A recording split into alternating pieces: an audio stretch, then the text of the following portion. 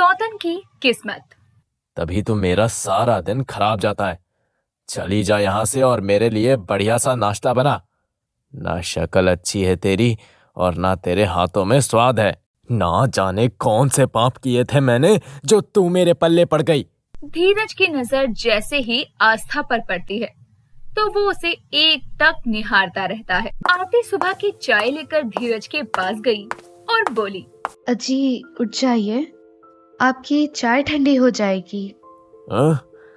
Bed के side पे रख दे और चली जा। रोज सुबह सुबह तेरा मनहूस चेहरा देखना पड़ता है, तभी तो मेरा सारा दिन खराब जाता है। चली जा यहाँ से और मेरे लिए बढ़िया सा नाश्ता बना। ना शक्ल अच्छी है तेरी और ना तेरे हाथों में स्वाद है। धीरज की तो अब आदत सी हो गई थी आरती को परेशान करने की और रोज ताने कसने की। आरती बहुत ही सीधी और साधारण सी औरत थी। भले ही वो सुंदर ना हो पर उसकी सीरत बहुत सुंदर थी। वो अपने पति के कड़वे शब्दों का कभी भी बुरा नहीं मानती थी और हमेशा अपने अंदर ही खामियां तलाशा करती। इसका एक अहम कारण ये भी था कि शादी के 12 साल बाद भी आरती की गोद सुनी थी। धीरज की नफरत का एक कारण ये भी था।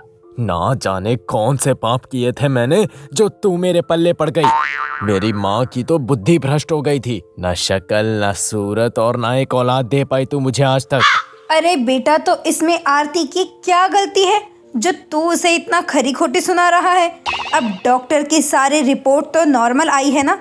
अब जब भगवान ने इसकी गोद ही नहीं भरी तो इसमें इसकी क्या गलती है? तुम मेरी माँ हो या आरती की? अरे तुमको तो मेरा पक्ष लेना चाहिए।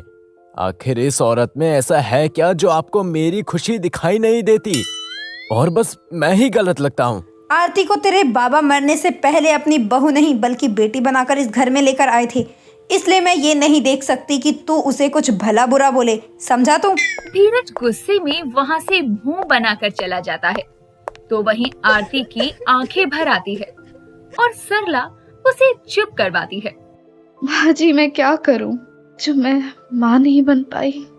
आखिर मैं कितनी अभागी हूँ जो इस खानदान को एक चिराग तक नहीं दे पाई। धीरज के ही पड़ोस में उसका एक दोस्त सुधीर रहा करता था जो कि धीरज का जिगरी था। धीरज का दम जब भी अपने घर में घुटने लगता तो वो सुधीर के घर जाकर बैठ जाता और उसे अपना दुखड़ा सुनाया करता। क्या हुआ भाई, इतने गुस्से में क्यों हैं? अरे वही यार, रोज की चिक चिक। अब तो उस मनहूस आरती का चेहरा रोज देख देख कर मैं परेशान हो गया हूँ। समझ नहीं आता उसका क्या करूँ।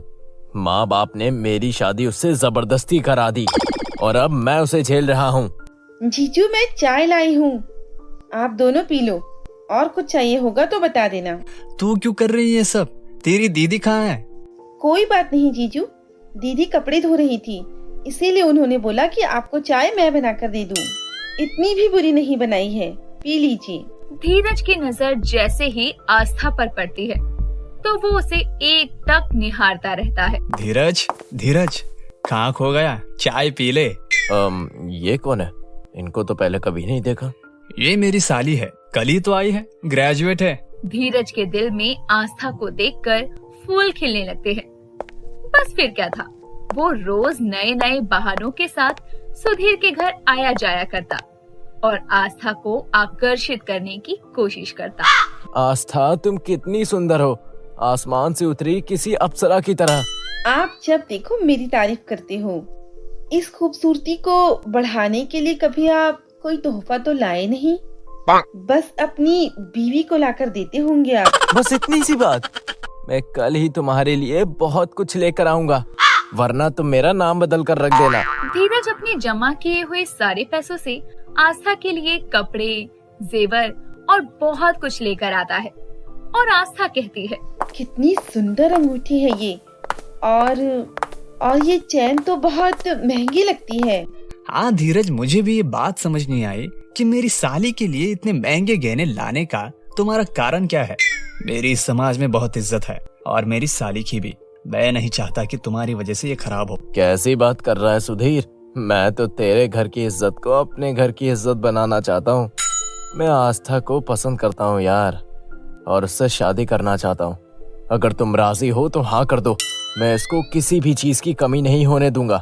आस्था के मेरी जिंदगी में आने से मेरी वीरान जिंदगी फिर से रोशन हो जाएगी। मैं इसके बिना जीना नहीं चाहता। दीदी, जीजू, मैं भी धीरज को चाहती हूँ, मान जाइए ना। पर तुम आरती का क्या करोगे? और आस्था, वो क्या आरती की सौतन बनकर तुम्हारे साथ जाएगी? मैं हूं ना सुधीर। मैं ऊपर वाले फ्लोर पे माँ और आरती को शिफ्ट कर दूंगा, और नीचे वाले फ्लोर पर मैं और मेरी आस्था आराम से जिंदगी जिएंगे।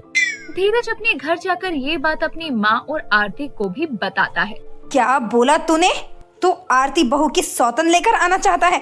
तू दूसरी शादी के बारे में सोच भी कैसे सकता है? आरती ने इस घर को हर छोटी से बड़ी खुशी दी। आरती ने इस घर की हर खुशियों का ध्यान रखा और अपनी जिंदगी के 12 साल हमारे नाम कर दिए। और जो खर्चा तू उस आस्था पे कर रहा है ना, भूल मत कि इसका आधा हिस्सा आरती बहू अपने घर से लेकर आई थी इस घर में, वो भी शादी के समय। अरे तू भले ही अपने कपड़ों की दुकान संभालता हो, पर इस घर को आरती ने प्यार से संभाला है और जोड़े रखा है। तुझे तो शर्म आनी चाहिए। तू आस्था के चक्कर में आरती बहू के गुणों को भूल रहा है। माँ जी, आप शांत हो जाइए। आपका बीपी गुस्सा करने से बढ़ जाता है। तू उसे लेकर आना चाहता है ना, जा ले आ, पर याद रखना एक दिन तो खुद खून के आंसू रोएगा, समझा तू? धीरज अपनी जिद नहीं छोड़ता और आस्था से शादी कर लेता है। जिसके बाद एक दिन माँ देखो, बात यह है कि आस्था नहीं चाहती कि हम लोग एक साथ रहें, तो मैंने सोचा है कि आप दोनों को ऊपर वाली मंजिल पर शिफ्ट हो जाना चाहिए। और हाँ, अपना खर्चा आपसे खुद ही चलाइएगा। रहने के लिए छत तो मैंने दे ही दी है। माँ की पेंशन आती है तो आप दोनों का खर्चा उसमें चल ही जाएगा। अब मैं आप दोनों की वजह से और परेशान नहीं होना चाहता। अजी, कितनी भीड़ है यहाँ। उफ, इन लोगों से आती बदबू से तो मेरा दम घुट रहा है। उनको बोलो जल्दी यहाँ से चले जाएं, वरना मेरी तबीयत बिगड़ जाएगी। धीरज, अब तेरी बीवी को हम भीड़ नजर आ रहे हैं और उसे हमसे बदबू भी आ रही है, और तू है कि तू गूंगे बहरों की तरह खड़ा होकर सुने जा रहा है। माँ जी चलो, हम ऊपर रह लेंगे। आप अपनी तबीयत क्यों खराब कर रही हैं? आरती और सरला ऊपर की मंजिल पर रहने लगते हैं।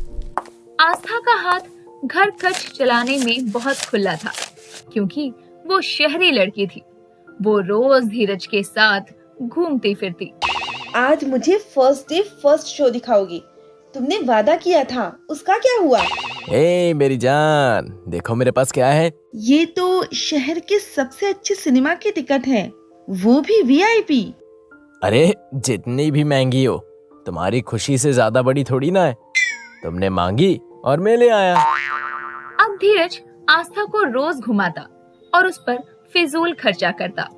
समय का पहिया अपनी रफ्तार पकड़ता है और अब आस्था को एक बेटी हो गई थी। लेकिन बढ़ती महंगाई और फालतू खर्चों की वजह से धीरज के कपड़ों की दुकान का व्यापार बिल्कुल खत्म हो गया था। उसने बेटी के जन्म पर आलीशान पार्टी दी थी।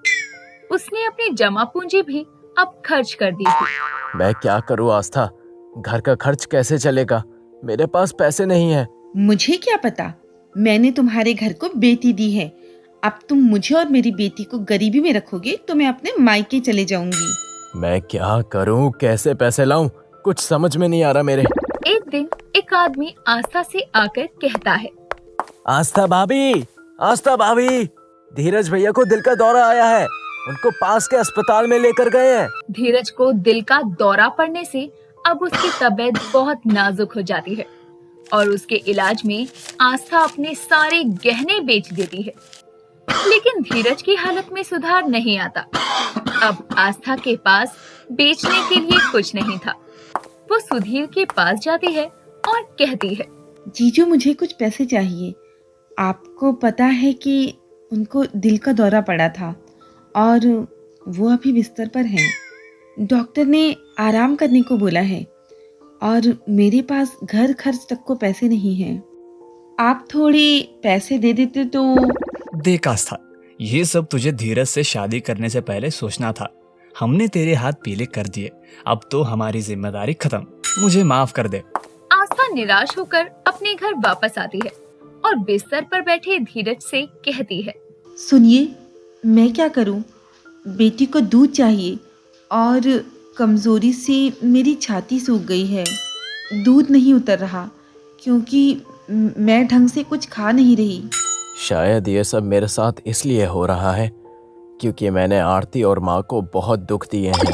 तभी आरती वहाँ एक बोतल में दूध और थाली में खाना लेकर आती है। ये लो आस्था, मुन्नी के लिए दूध और तुम दोनों के लिए खाना।